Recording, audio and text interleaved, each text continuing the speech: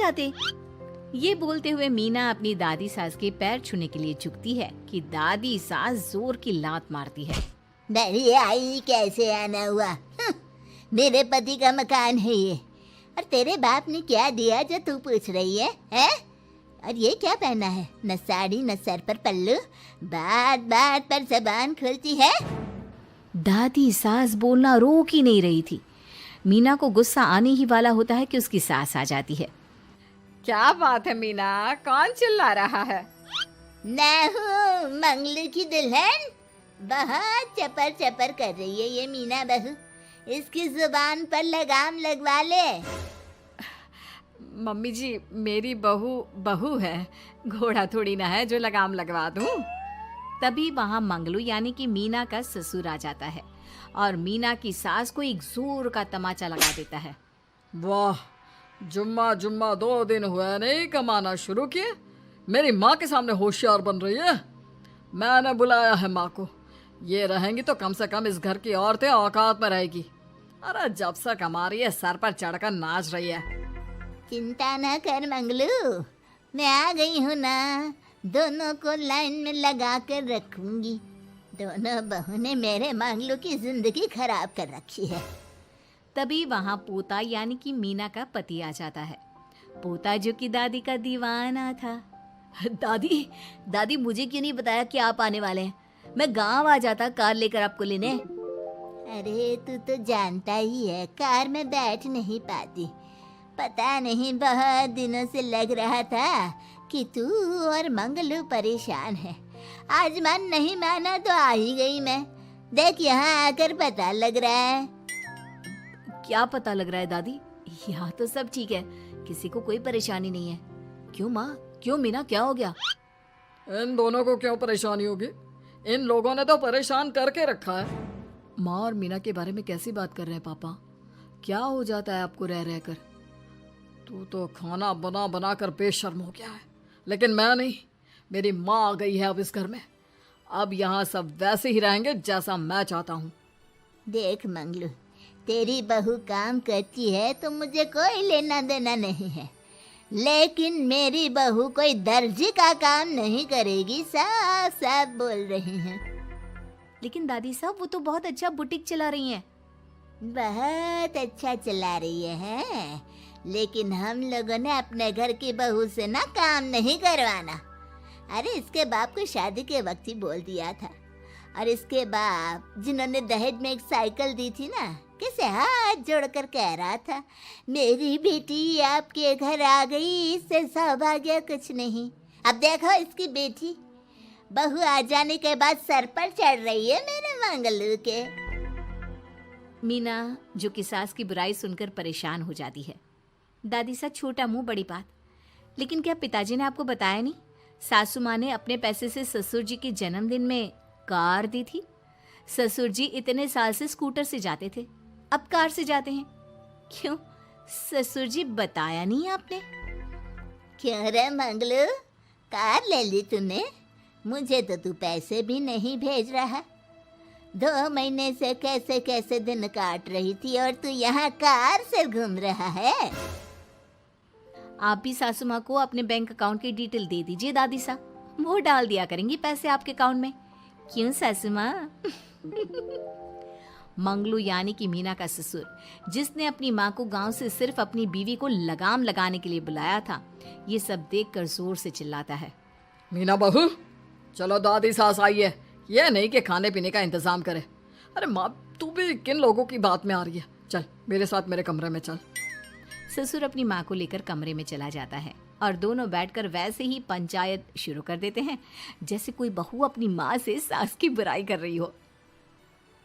देख मंगलू, गलती तो तेरी ही है जो तूने घर की जनानियों को काम के लिए बाहर निकाला। दूसरे तेरे पापा को देखा था, कभी मुझसे फालतू बोलते। अरे मरते दम तक तेरा बाप मेरी मुट्ठी में रहा है, यही सिखाया था मैंने तुझे। क्या बोलूं माँ, जब से ये मीना बहू घर आई है ना, इसने घर का सारा इतिहास भूगोल बदल कर रख दिया है। उस तितली से तो मैं बाद में निपटूंगी, पहले तेरी वाली को तो ठीक कर दूं। अरे बहू क्या आ गई, खुद को टाटा अंबानी समझने लगी है। माँ देख, जो भी हो, इस बात को याद रखना कि हमारे घर की परंपरा क्या है। औरतों का औकात में रहना जरूरी है। अरे बहू के साथ मिलकर माँ ये बात उड़ती रहती है। बेटा देख, गलती तो तेरी भी है। क्यों तूने इसे काम करने की छूट दी? मारना भी कम कर दिया है तूने इसे, वरना पहले आती थी तो बहू का कोई ना कोई हिस्सा सूजा हुआ या काला ही दिखता था। देखकर तसल्ली मिलती थी कि तूने कंट्रोल कर रखा है। इस बार तो काला और सूजा छोड़, अच्छी खासी चमकती दिख रही है ये। अब क्या बताऊँ माँ, गलती तो हो गई है। हाँ, वो कार देखकर पिघल गया होगा ना तू। अरे बेटा, औरतों को मुट्ठी में रखा कर। शान की साइकिल ज्यादा अच्छी कुत्ता बनकर कार चलाने से, समझा? मीना का ससुर अपनी माँ की बात को सुन रहा था। बस माँ, जो गलती हो गई मिट्टी डाल उस पर। अब बस तू ना घर पहले जैसा करके जाना। ये सब ना बहू का किया धरा है, समझी? मतलब बहू को ठीक करना है तो बहू को लगाम लगाना होगा। ठीक है। दोनों माँ बेटा बातें करके सो जाते हैं। सोने के बाद अगली सुबह मंगलू की बीवी यानी कि मीना की सास, माँ जी उठिए, ये लीजिए गर्म पानी और ये दादुन। चलिए, तो याद रहा तुझे, वरना मैंने तो सोचा था कि बहू के चक्कर में पागल ही हो गई होगी बिल्कुल। अरे बहू के चक्कर में पागल होने का क्या मतलब होता है माँ जी? उसने मुझे मेरे पैरों पर खड़ा होना सिखाया है। मैं तो कहती हूँ उसके जैसी मेरी बेटी होती ना तो शायद मैं बहुत पहले जीवन का मतलब समझ चुकी होती। तो दादी सास को समझ में आ जाता है कि सारा मामला मीना पर जाकर ही ठीक होगा। वो सोच लेती है कि अपनी बहू को छोड़कर पहले मीना को सही करना है। फिर अगले रोज, अरे मेरे पोते के पास तो मेरे पास बैठने का वक्त भी नहीं है, हैं? अरे कैसी बात करती है दादी, तेरे लिए तो मैं नौकरी भी छोड़ दूं। नौकरी नहीं, तू ना बीवी छोड़ दे, खुश हो जाऊंगी मैं। नीरज हैरान हो जाता है कि उसने तो मजाक किया था। दादी ये क्या बोल रही है? कैसी बात कर रही हो दादी? मीना ने तो सारा घर संभाला हुआ है। पहले तो घर गिरा जा रहा था ना। तेरी मीना के आने के पहले ना घर में चूल्हा जल रहा था, ना कोई रोटी खा रहा था। क्यों? नीरज को दादी बीवी के खिलाफ खूब कान भरती है। तू सही कह रही है दादी, औरत पैर की जूती और हाथ की मुट्ठी में ही ठीक लगती है। मीना ने ना सिर्फ घर का माहौल बिगाड़ा, माँ को भी पिताजी की इज्जत करनी छुड़वा दी।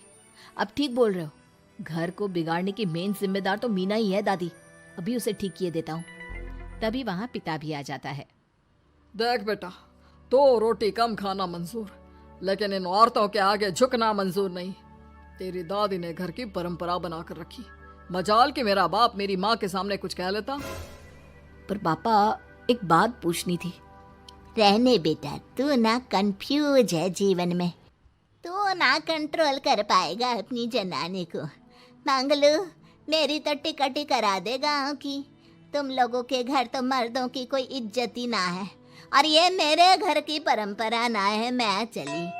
अरे ना ना दादी, मैं तो बस देख अब मैं कैसे कंट्रोल करता हूँ इसे कल।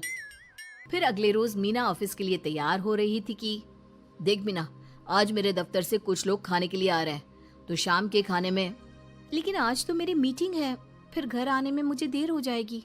तो मैं क्या करूं? बोला ना शाम को खाना बनाना है तो बनाना है, समझी? मीना को पति की बात अजीब लगती है, पर वो दादी सास के सामने कोई भी ड्रामा क्रिएट करना नहीं चाहती थी। ठीक है, मैं शाम को जल्दी आ जाऊंगी। अच्छा क्या खाना है प्लीज जल्दी से बता दीजिए। पर बेटा तू तो। बहू सास को चुप रहने का इशारा करती है, लेकिन पोते को तो लड़ना था। वो मीना पर जोर से चिल्लाता है। मीना देख, ज्यादा हीरोइन मत बन। आज ऑफिस जा रही है तो जा, लेकिन सुन, तुरंत रिजाइन देकर घर आ जाना। ना मुझे तेरी कमाई चाहिए, ना ही तेरी नसीहत। आज से घर में वही होगा जो मैं चाहूंगा, समझी? अरे कैसे लैंग्वेज बोल रहे हो? ये तुम्हारी बोली नहीं है। कौन सिखा रहा है तुम्हें? तभी दादी सास आ जाती है। क्या बोलना चाह रही है बहू? मैं मुन्ने के कान भर रही हूँ, हैं? हाँ, मुझे तो यही लग रहा है, वरना हम लोगों का घर अच्छे से चल रहा था, सभी मिलजुल कर एक दूसरे को इज्जत देकर रह रहे थे। लेकिन अब तभी मीना को उसका पति जोर से डांटता है। सास बेटी बहू की लड़ाई को बर्दाश्त नहीं कर पाती। देख नीरज, बहू को डांटना या फिर बहू के साथ गलत व्यवहार, ये सब मुझसे बर्दाश्त नहीं होगा। वाह रे वाह, सारी जिंदगी जो पति की डांट और मार खाती रही, अब बहू को थोड़ी सी डांट क्या पड़ी, गुस्सा आ गया। हाँ माँ, क्या हो गया? मैंने तो मीना को कहा कि देख नीरज, मेरी बहू को कुछ नहीं कहेगा तू। ये माँ ही होती है जो अपने बेटे को औरतों की इज्जत करना सिखाती है, लेकिन कोई औरत अपने बेटे से बहू को मारना या डांटना सिखाए तो ये शर्म की बात है। मैं नहीं चाहती कि तू औरतों की इज्जत ना करे, जबकि मैं खुद एक औरत हूँ। दादी सास बहू की बात सुनकर शर्म से सर नीचे कर लेती है। सच कहा सासू माँ, एक रानी ही अपने बेटे को राजकुमार की तरह पालती है जो दूसरी औरतों का सम्मान करे। काश दादी सास भी पिताजी को अच्छे संस्कार दे पाती। मीना की बात सुनकर दादी सास उन लोगों से माफी मांगती है। मैं समझ गई बहू, औरतों की बेइज्जती करने को घर की परंपरा समझती थी, झूठी शान समझती थी। वो सब गलत है। औरतों की इज्जत से घर में माँ लक्ष्मी और सरस्वती का वास होता है।